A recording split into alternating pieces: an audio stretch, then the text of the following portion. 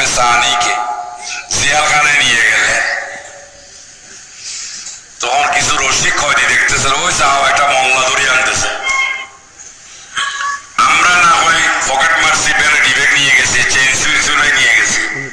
এই বেটা দেখতে তো যে আল্লাহ রহমতে ফেরেশতার মতো, এই বেটা কি করছে, নিশ্চয় কিছু করছে, না হলে কেন আনছেনি।